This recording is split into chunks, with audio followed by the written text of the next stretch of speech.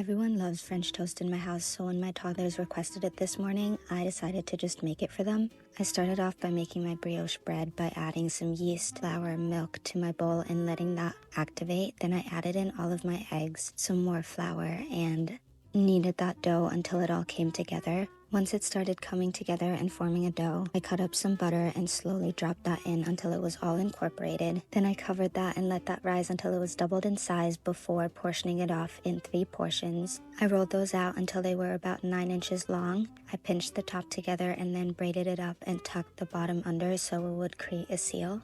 I placed my dough into my loaf pan and let that rise until it was about doubled in size. In the meantime, I prepped my mixed berry compote by combining some frozen berries with some maple syrup and lemon juice and letting that reduce on the stove. Once that came together, I transferred it over and let that cool in my bowl. I brushed my brioche with some egg wash and popped that in the oven for about 35 minutes before pulling it out. I let that cool while I made a quick whipped cream, because who doesn't love French toast with whipped cream on top?